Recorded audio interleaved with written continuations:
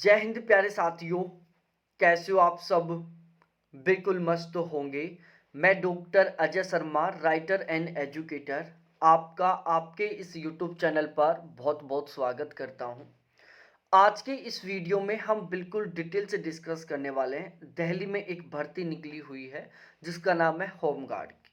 ठीक है, दिल्ली में होमगार्ड की जो भर्ती निकली है इसके जल्द ही फॉर्म भरना स्टार्ट होने वाले हैं।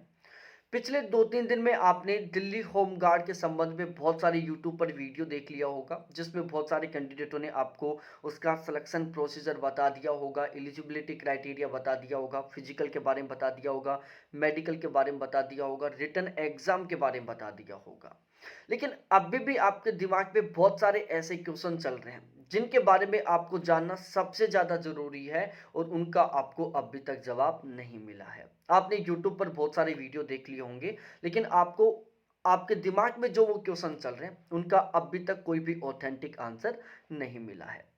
ये वीडियो आपके लिए बहुत ज़्यादा महत्वपूर्ण होने वाला है, क्योंकि इस वीडियो में हम बिल्कुल डिटेल से और बहुत ही सिस्टमेटिक तरीके से, ऑथेंटिक तरीके से डिस्कस करने वाले हैं कि यदि आप दिल्ली में होमगार्ड बन जाते हो तो आपको आखिरकार वहां पर काम क्या करना पड़ेगा, मतलब आपको क्या काम करना होगा वहां पर।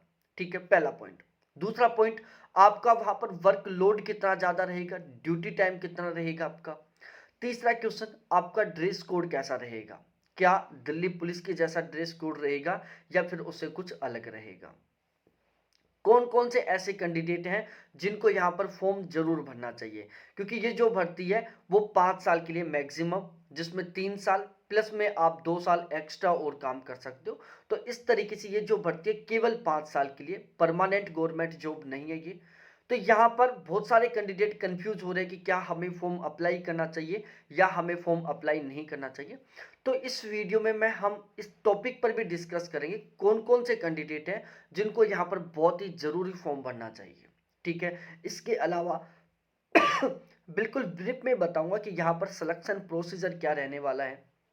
यदि आप दिल्ली में होमगार्ड बन जाते हो तो आपको कौन कौन से गवर्नमेंट के द्वारा बेनिफिट प्रोवाइड करवाए जाएंगे, ठीक है, आपको कौन कौन सी फैसिलिटी प्रोवाइड करवाई जाएंगी, और सबसे महत्वपूर्ण टॉपिक कि आपकी सैलरी कितनी रहेगी 2024 के अनुसार। तो ये वो वेरी वेरी इंपॉर्टेंट क्वेश्चन है जिनके बारे में आप बिल्कुल जानना चाहते हो, लेकिन इनका आपको ऑथेंटिक तरीके से कहीं पर भी जवाब नहीं मिला है।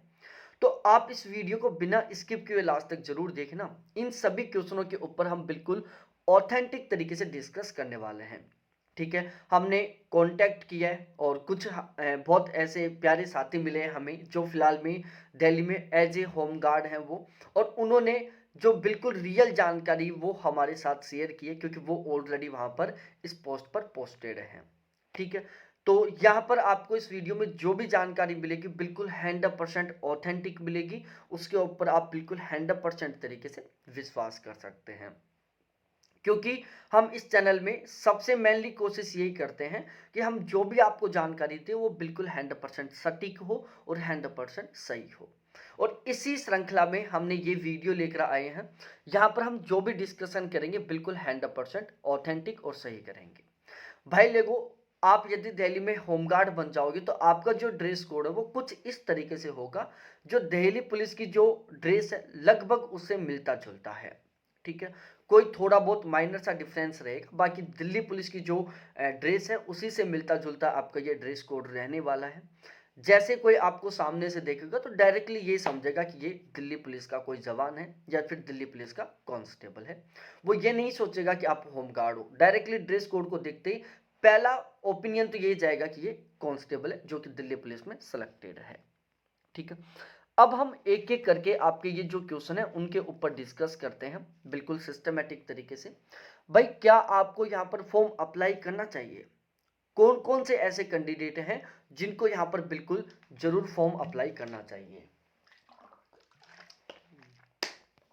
अब प्यारे साथियों, एक तो वो कैंडिडेट जो ओवरेज हो चुके हैं, मतलब जिनकी एज निकल चुकी है, वो बहुत सारे एग्जामों के लिए फॉर्म अप्लाई नहीं कर सकते, उनकी एज ज़्यादा हो चुकी है। तो एक उन कैंडिडेटों को यहाँ पर बिल्कुल स्पेशली तरीके से फॉर्म भरना चाहिए जो ओवर एज हो चुके हैं, जिनकी एज ज़्यादा हो चुकी है, ताकि अगले 5 साल तक के लिए वो एक ऐसे प्लेटफॉर्म पर लग सके जहाँ पर उनको रेगुलर सैलरी मिले। तो एक तो ओवर एज वाले कैंडिडेटों को फॉर्म अप्लाई करना चाहिए।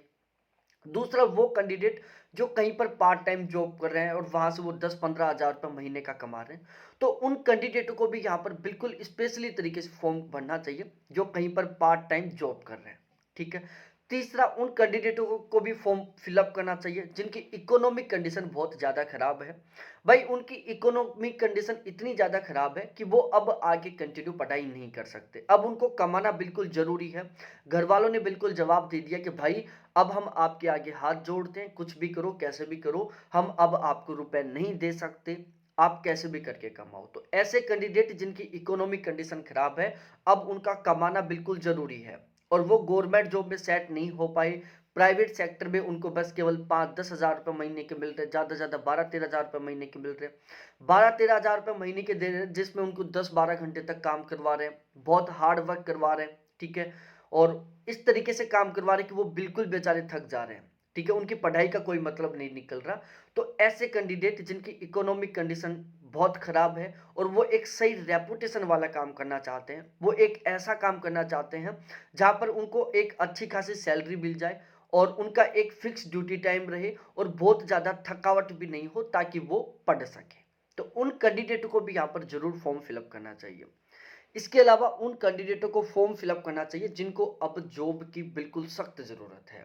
उन्होंने बहुत कोशिश कर लिया लेकिन उनका कोई गवर्नमेंट एग्ज़ाम पास नहीं हुआ और अब उनको लग रहा है कि भाई अब हमें कोई ना कोई जॉब ढूंढ लेनी चाहिए और वो किसी जॉब का इंतज़ार कर रहे हैं। ठीक है। जहां पर उनको 10-15-20 हज़ार रुपये महीने का मिलने वाला है। तो उन कैंडिडेटों को भी यहाँ पर जरूर फॉर्म फिलअप करना चाहिए ताकि अगले 5 साल के लिए उनको एक बहुत ही शानदार वाला स्टेबल अमाउंट मिले और उसके बाद भी वो चाहें तो साथ के साथ पढ़कर कोई गवर्नमेंट जॉब में भी सेट हो जाए। इसके अलावा उन कैंडिडेटों को यहाँ पर फॉर्म जरूर फिलअप करना चाहिए जिन्होंने केवल 12वीं पास कर रखा है, जिन्होंने 12वीं के बाद पढ़ाई नहीं की, उन्होंने केवल 12वीं पास कर रखा है। और आपको भी पता है कि 12वीं पास के लिए केवल ही कुछ वैकेंसियां आती हैं, बाकी आजकल जो ज़्यादातर वैकेंसियां वो ग्रेजुएशन के लिए आती है। जिन कैंडिडेटों ने ग्रेजुएशन कर रखा है वही फॉर्म फिलअप कर सकते हैं। अब आपने तो केवल ही 12वीं पास कर रखा है, आपने ग्रेजुएशन कर नहीं सकते, किया हुआ नहीं है, तो आपके लिए एक सुनहरा मौका है यदि आपने केवल 12वीं पास कर रखा है। इसके अलावा वो कैंडिडेट जो पढ़ाई के साथ कमाना चाहते हैं, ठीक है, उनकी इकोनॉमिक कंडीशन खराब है या वो चाहते हैं कि यार पढ़ाई के साथ साथ हम कमा भी ले, तो उन लोगों के पास भी एक बहुत ही सुनहरा मौका है कि यहाँ पर आप फॉर्म फिलअप करो, यहाँ पर सेलेक्ट हो, आपको प्रॉपर वे में टाइम मिलेगा कि आप यहाँ पर जॉब के साथ साथ पढ़ाई भी कर पाओगे। तो हमने टोटल ये 6 कैटेगरी के ऐसे कैंडिडेटों को सेलेक्ट किया है जो यहाँ पर फॉर्म फिलअप कर सकते हैं, उनको बहुत अच्छा खासा यहाँ पर बेनिफिट मिलेगा। जिन कैंडिडेटों की एज कम है और वो चाहते हैं कि हमें एक परमानेंट गवर्नमेंट जॉब में लग जाएं, तो प्यारे साथियों उन लोगों को यहाँ पर फॉर्म फिलअप नहीं करना चाहिए। उनको बिल्कुल लगातार जिस भी गवर्नमेंट जॉब की तैयारी में लगे हुए हैं वो उसी में लगे रहना चाहिए। ठीक है। तो ये तो आपको अच्छे तरीके से समझ में आ गया होगा। अब हम डिस्कस करते हैं वर्क प्रोफाइल के बारे में कि आपको यहाँ पर काम क्या करना होगा। ठीक है। भाई आप होमगार्ड बन रहे हो तो आपको काम क्या करना होगा। देखो आपके जो दो मेनली काम होंगे, पहला तो आपको दिल्ली पुलिस की सहायता करनी पड़ेगी। ठीक है। दिल्ली पुलिस की आपको हेल्प करनी पड़ेगी, तो आप as a Delhi police helper काम करोगे। ठीक है। आपका मुख्य उद्देश्य होगा दिल्ली पुलिस की हेल्प करना। ठीक है। आप पुलिस के साथ मिलकर काम करोगे, कभी भी आप सिंगल काम नहीं करोगे। ठीक है। अब ये मैं समझाता हूं कैसे। जैसे सपोज दैट यहां पर एक चौकी है, एक चौराया है, यहां पर किसी एक सिंगल दिल्ली पुलिस के कांस्टेबल को लगा सकते हैं, लेकिन आपको कभी ऐसे सिंगल नहीं लगाया जाएगा, आपको किसी दिल्ली पुलिस के जवान के साथ लगाया जाएगा। सपोज दैट ये एक चौकी है और यहाँ पर टोटल 3 कैंडिडेटों की जरूरत है, तो यहाँ पर एक तो दिल्ली पुलिस का कांस्टेबल हो जाएगा, उसके साथ 2 होमगार्ड हो जाएंगे। तो इस तरीके से आपकी ड्यूटी रहेगी। तो आपकी जो ड्यूटी रहेगी ना वो दिल्ली पुलिस के कांस्टेबल या हेड कांस्टेबल या एसआई के साथ रहेगी। आपकी कभी भी सिंगल ड्यूटी नहीं रहेगी। ऐसा नहीं होगा कभी भी कि केवल होमगार्ड के जवानों को वहां पर लगा दिया हो। आपकी जहां पर ड्यूटी रहेगी आपके साथ किसी ना किसी कांस्टेबल की जरूर ड्यूटी रहेगी। ठीक है। आपका मुख्य उद्देश्य होगा दिल्ली पुलिस की सुरक्षा प्रोवाइड करवाना, दिल्ली शहर के जो लोग हैं उनको सुरक्षा प्रोवाइड करवाना, आपातकाल स्थिति में आपातकालीन कंडीशन को सुधारना। ठीक है। ट्रैफिक कंट्रोलर का काम करना। ठीक है। चौराहे या बैरियर पर पुलिस के साथ चेकिंग का काम करना, रात में गश्त के दौरान पुलिस कांस्टेबलों के साथ जाना, ठीक है, चुनाव में ड्यूटी लगना, तो आपकी जो ड्यूटी रहेगी वो बिल्कुल एज ए दिल्ली पुलिस के कांस्टेबल के रूप में रहेगी। जो दिल्ली पुलिस का कांस्टेबल काम करता है बिल्कुल ठीक उसी तरीके के आपको काम करने होंगे, लेकिन आपकी एक तो कभी सिंगल ड्यूटी नहीं लगेगी, दूसरा आप दिल्ली पुलिस के एज ए हेल्पर के रूप में काम करोगे, ठीक है। तो ये आपको बिल्कुल अच्छे तरीके से समझ में आ गया। जैसे मैं एक बात समझा देता हूँ दोबारा। सपोज दैट रात को गश्त पर टोटल 5 कांस्टेबलों को जाना है, ठीक है। तो ऐसा हो सकता है कि 2 तो दिल्ली पुलिस के कांस्टेबल हो जाएंगे, 3 होमगार्ड हो जाएंगे, या फिर एक दिल्ली पुलिस का कांस्टेबल हो जाएगा, 4 होमगार्ड हो जाएंगे। इस तरीके से आपकी मिलजुल कर काम करना होगा आपको। तो ये आपको बिल्कुल अच्छे तरीके से समझ में आ ही गया होगा। अब हम सैलरी के बारे में डिस्कस करते हैं और ड्यूटी टाइम के बारे में डिस्कस करते हैं। देखो क्या सीन है। सबसे पहले हम ड्यूटी टाइम के बारे में बात करें तो देखो आपको रेगुलर 8 घंटे काम करना होगा। जो पुलिस की ड्यूटी होती है उसका कोई ड्यूटी टाइम नहीं होता, ठीक है। 24 घंटे की ड्यूटी होती है पुलिस की, लेकिन आपकी केवल 8 घंटे की ड्यूटी रहेगी। आप यदि 8 घंटे के एक्स्ट्रा एक भी मिनट काम करोगे तो उसको आपका यहाँ पर बेनिफिट मिलेगा, ठीक है। आपकी टोटल 3 शिफ्ट रहेंगी, 8-8 घंटे की, 8 घंटे की, फिर 8 घंटे की, फिर 8 घंटे की। इस तरीके से 24 घंटे में टोटल 3 शिफ्ट रहेंगी, ठीक है। आपको किसी तरीके का ओवर टाइम का अलाउंस नहीं मिलेगा। ओवर टाइम का अलाउंस मैं समझाता हूं कैसे क्या सीन रहेगा। देखो इसको मैं समझाऊंगा, इसको यहां पर पेंडिंग में डाल दो क्वेश्चन को। तो आपको रेगुलर पर डे 8 घंटे की ड्यूटी करनी होगी, ये आपको समझ में आ गया होगा। देखो आपको यहाँ पर कोई भी छुट्टी नहीं मिलेगी। जैसे जो कांस्टेबल होंगे उनको छुट्टी मिलती है, संडे की छुट्टी मिल गई, या फिर महीने में 3 छुट्टी मिल गई, 4 छुट्टी मिल गई, आपको इस तरीके से कोई भी छुट्टी नहीं मिलेगी। यदि आप छुट्टी करोगे तो उसकी आपकी सैलरी कटेगी, यह ध्यान में रखना। आपको कोई भी गवर्नमेंट के द्वारा छुट्टी नहीं दी जाएगी, जो भी आप छुट्टी करोगे उसकी आपको सैलरी कटेगी। फिर आपके दिमाग में आएगा कि सर जब सैलरी में कटेगा, जब हम छुट्टी करेंगे तो उसकी सैलरी कटेगी, तो फिर हमें छुट्टी करेंगे कैसे, क्या हम पूरे पूरे महीने काम करेंगे? तो वहां पर इसका एक बहुत ही अच्छा ऑप्शन है, वो मैं आपको समझाता हूं। देखो यदि 30 महीने का 30 दिन का कोई महीना होता है तो उसमें आप ज्यादा से ज्यादा 30 शिफ्ट कर सकते हो। यदि कोई महीना 31 दिन का हो रहा है तो उसमें आप ज्यादा से ज्यादा 31 शिफ्ट कर सकते हो, ठीक है। यदि कोई महीना 28 दिन का हो रहा है, जैसे फरवरी कभी 28 दिन का होता है, तो उसमें आप मैक्सिमम 28 शिफ्ट कर सकते हो, ठीक है, मतलब 8 घंटे की एक शिफ्ट के अकॉर्डिंग। यदि फरवरी 29 दिन का हो रहा है तो आप मैक्सिमम 29 शिफ्ट कर सकते हो, ठीक है। अब देखो यहाँ पर एक सबसे अच्छा खासा बेनिफिट क्या है। मैंने आपको अब भी बता दिया कि यहाँ पर गवर्नमेंट के द्वारा आपको कोई छुट्टी नहीं प्रोवाइड करवाई जा रही। यदि आप एक दिन की भी छुट्टी करोगे तो उसकी आपकी सैलरी कटेगी। अब यहाँ पर सीन क्या होता है, देखो आप यहाँ पर ऐसा कर सकते हो, जैसे आप एक दिन में जैसे 24 घंटे में लगातार आपने 16 घंटे ड्यूटी कर ली, ठीक है, तो ये आपकी 2 शिफ्ट हो गई। आपने लगातार 24 घंटे ड्यूटी कर ली तो ये आपकी 3 शिफ्ट हो गई, ठीक है। तो आप लगातार 24 घंटे 10 दिन के लिए ड्यूटी कर लो, तो टोटल 30 दिन की आपकी ड्यूटी कंप्लीट, मतलब आपको 30 दिन की सैलरी मिलेगी, ठीक है। आपने ऐसा सोचा कि मैं 16 घंटे लगातार 15 दिन तक काम कर लूं, ठीक है, तो आपका पूरा 30 ड्यूटी हो गई। तो यहां पर क्या करते हैं अक्सर लोग, लगातार 24 घंटे के लिए ड्यूटी कर लेते हैं, फिर अगले 24 घंटे के लिए बिल्कुल आराम कर लेते हैं, ठीक है। या फिर ऐसे भी कर लेते हैं लोग, जैसे 15 दिन तक लगातार 16 घंटे की ड्यूटी कर लेते हैं, उसके बाद में 15 दिन का बिल्कुल परमानेंटली ऑफ ले लेते हैं, ठीक है। तो ये यहाँ पर एक सबसे प्लस पॉइंट है। भाई आपने 15 दिन तक लगातार 16 घंटे ड्यूटी की, तो आपकी 8-8 घंटे की 2 शिफ्ट हो गई, ठीक है। तो आपने टोटल 15 दिन में 30 शिफ्ट कंप्लीट कर ली, ठीक है। अब इससे ज्यादा आप इस महीने में शिफ्ट कर नहीं सकते। आपने 15 दिन में 30 शिफ्ट कर ली, तो अब आपके पास 15 दिन का टाइम बच गया। इसमें आप छुट्टी ले सकते हो, अपने घर पर आ सकते हो, या फिर आप कोई दूसरी जगह पर काम कर सकते हो, कुछ भी कर सकते हो भाई। ये 15 दिन आपके पास है।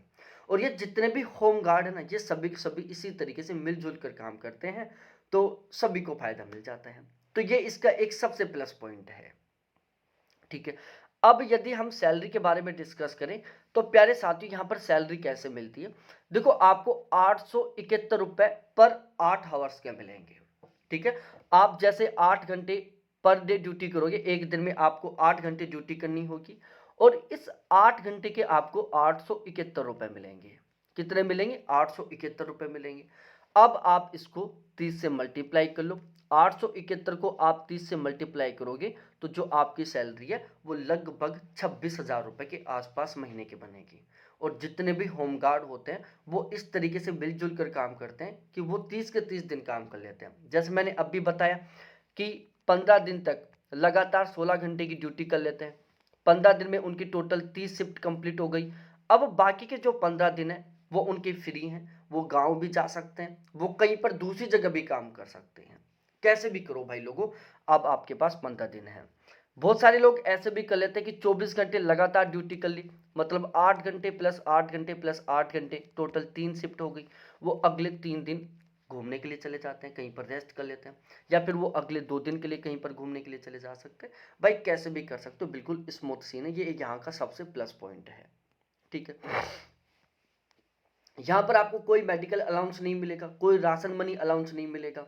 ठीक है, कोई रेंट अलाउंस नहीं मिलेगा। ऐसा नहीं कि आपको एचआरए मिलेगा, डीए मिलेगा, ऐसा कुछ नहीं मिलेगा। केवल आपको 8 घंटे के 871 रुपये मिलेंगे। ठीक है, कोई छुट्टी नहीं मिलेगी। हाँ, आपको इंश्योरेंस जरूर रहेगा, एक्सीडेंटल इंश्योरेंस रहेगा, जो ऑलमोस्ट सभी का रहता है। यदि मैं वर्कलोड की बात करूं तो प्यारे साथियों बिल्कुल ना के बराबर वर्कलोड रहेगा। जो दिल्ली पुलिस में जो कांस्टेबल है उनकी तुलना में आपका जो वर्कलोड है वो कम रहेगा, ये ध्यान रखना। ठीक है, दिल्ली पुलिस के कांस्टेबलों की तुलना में आपके पास कम वर्कलोड रहेगा यदि आप उन कांस्टेबलों के साथ सही ढंग से मिलजुल कर काम करते हो तो। ठीक है, तो ये आपको बिल्कुल अच्छे तरीके से समझ में आ गया होगा। आपकी ड्यूटी मैक्सिमम 5 साल की रहने वाली है। 3 साल की तो है ही, उसको आप 2 साल के लिए और बढ़वा सकते हो। किसी तरीके का कोई प्रमोशन नहीं होने वाला। ठीक है, बेनिफिट इतना ही है कि आपको 5 साल तक लगातार कोई इनकम सोर्स बन जाएगा जहां से आप 24-25 हज़ार रुपये मंथली कमा पाओगे। सिलेक्शन प्रोसीजर के बारे में डिस्कस करें तो सबसे पहले आपका यहाँ पर फिजिकल होगा, उसके बाद आपका रिटन एग्जाम होगा, उसके बाद आपकी फाइनल मेरिट लिस्ट आएगी, जिसके बेस पर आपका यह क्या होने वाला है, सिलेक्शन होने वाला है। तो इस तरीके से मेरे को जहां तक लगता है आपका हर एक डाउट क्लियर हो गया होगा। अभी भी यदि कोई डाउट है, कोई क्वेश्चन है, आप कमेंट सेक्शन में कमेंट करके जरूर डिस्कस करें। आपके हर एक कमेंट को पढ़ा जाएगा, हर एक कमेंट का यहाँ पर जवाब दिया जाएगा। इसके अलावा प्यारे साथियों, अभी तक चैनल को सब्सक्राइब नहीं किया तो प्लीज एक बार चैनल को जरूर सब्सक्राइब करो। यदि आपके हर एक डाउट क्लियर हो गया हो, आपको वीडियो अच्छा लगा हो तो। ठीक है, आपको वीडियो अच्छा लगा है तो वीडियो को लाइक जरूर करो, वीडियो खराब लगा है आपको तो चाहे डिसलाइक कर दो, लेकिन चैनल को जरूर सब्सक्राइब करना प्लीज। मेरी आपसे हाथ जोड़कर हम्बल रिक्वेस्ट है, क्योंकि मैं ये जो वीडियो बनाया हूं ना, ये लगभग 15 मिनट का जो वीडियो है, इसके पीछे हमारी कम से कम 7 से 8 घंटे की मेहनत है। तो मेरी हाथ जोड़कर रिक्वेस्ट है कि चाहे वीडियो अच्छा लगा हो तो लाइक करो, खराब लगा तो डिसलाइक करो, लेकिन चैनल को जरूर सब्सक्राइब करो। आप चाहते हो कि मैं इसी तरीके से किसी दूसरे टॉपिक पर वीडियो बनाऊं तो आप कमेंट सेक्शन में कमेंट करके जरूर बताओ। बहुत बहुत धन्यवाद आप सभी को देखने के लिए। थैंक्स बाय मेरे प्यारे साथियों।